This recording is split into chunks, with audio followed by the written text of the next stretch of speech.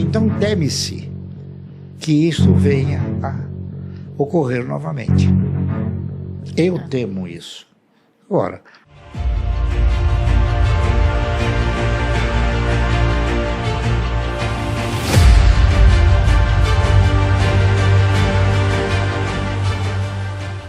quando que vocês decidem que uma empresa pública é boa o suficiente para estar na carteira e quando que vocês falam, poxa, isso aqui, tipo Petrobras, pagou um queimão de dividendos, mas não estava na carteira de vocês. Quando que vocês olham e falam, isso aqui, por mais que pague bem, eu não vou colocar? quando ela tem compromissos, tá certo? Por exemplo, o que é um compromisso? O Banco do Brasil, por exemplo, ele tem um compromisso que é para cobrir a conta dos funcionários apresentados, né? Tá certo? Então, há uma dependência, há um compromisso, é isso? A Petrobras nunca teve esse compromisso. Passou a ter agora porque ajudou o governo a melhorar as contas, a estrutura fiscal. Mas isso não vai continuar, com certeza. É temporário, tá certo? Então, por exemplo, você pega a Eletrobras, né? A Eletrobras tem um mecanismo diferente. A Eletrobras, ela estatutariamente, ela tem um dispositivo que ela é obrigada a pagar dividendo, 10% sobre as ações preferenciais. Então, ela paga dividendo mínimo, prioritário e obrigatório. Então, ela tem um compromisso. Está entendendo? Então, por exemplo, o Banco Santander, qual é o compromisso dele? Mandar dinheiro para a Espanha. Então, ele tem um compromisso. Então, você precisa avaliar se a empresa tem algum compromisso. Quando a empresa não tem compromissos dessa natureza, ela tem o compromisso com quem? Com o controlador, ou com os controladores. Está correto? E é isso aí. Então, basta você avaliar isso. Então, esse é um dos fundamentos muito importante quando você vai investir em uma ação. Você pega, por exemplo, a TRPL, a Transmissora Paulista de Energia Elétrica. Ela tem um compromisso de alimentar os seus controladores lá fora. Tá certo? Você pega, por exemplo, a Taesa. Ela tem o compromisso de transferir recursos, tanto para a TRPL como para a CEMIG. Então, você vai avaliando todos esses compromissos. Coisa que a maioria não faz, né? Entendeu? Então, esse é um dos fundamentos. Tá correto? Eu vou só fazer alguns complementos. Tem alguns outros fatores também bastante importantes. Primeiro, o setor. Dificilmente a gente investiria, por exemplo, nos Correios se fosse uma empresa de capital aberto, né? Então, acho que o setor faz muita diferença. Você investir numa empresa de logística para uma empresa de energia, né? São bichos completamente diferentes. Sim.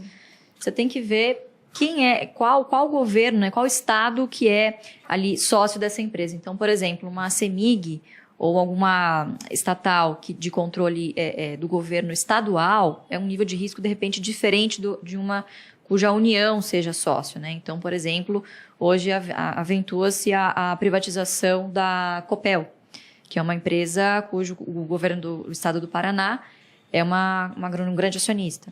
Então, tudo muito depende do nível de governança corporativa e, em última instância, o preço. De nada vale ser uma excelente empresa se isso não vai ser um bom investimento. E isso depende da margem de segurança com que você investe. Então, a gente estava falando hoje, né, um pouco mais cedo sobre o Banco do Brasil. Estava olhando aqui no nosso aplicativo, a GF+.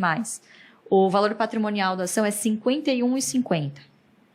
Bom, isso depende, porque eu vi com o Felipe, porque tem duas formas de avaliar. Baseado no último resultado, vamos chutar 51, 52 reais.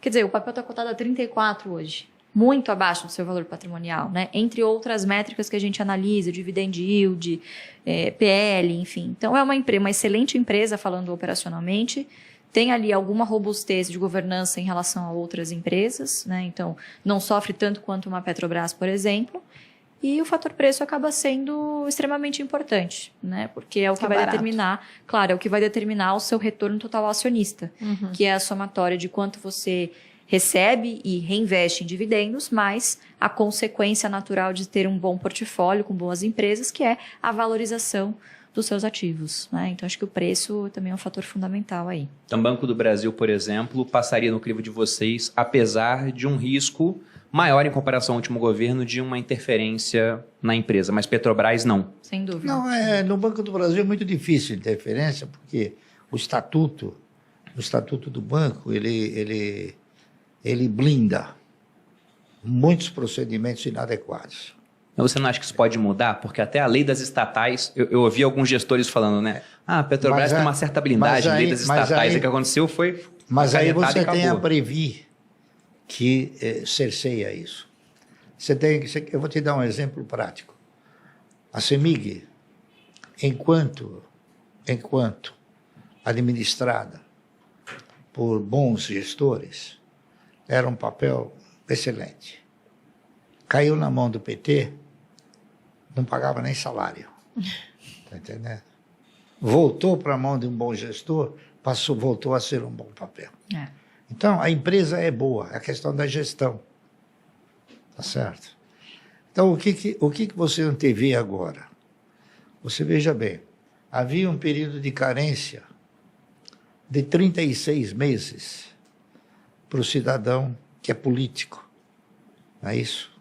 Ou que esteve envolvido na política de alguma maneira, ele tinha que ficar 36 meses a vacância dele para ele ocupar um cargo público. O primeiro movimento que esse governo fez foi o seguinte: não precisa mais 36 meses, basta um mês. Então ele abriu a porteira para os políticos ocuparem cargos públicos. O que você te leva a interpretar o quê? Político é sinônimo de incompetência.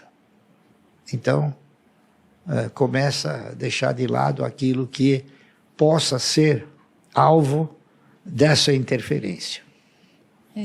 Então, por exemplo, na época do PT, eu e muita gente também passou a observar esta realidade. Quem era o controlador da Petrobras? Tesouro Nacional. Mas quem era o dono? Era o PT. Entendeu? Então existe uma diferença entre controlador e dono efetivo, né? Por quê? Porque o PT fazia o que queria com a Petrobras. Muito embora ele não fosse o controlador, mas ele era o dono efetivo.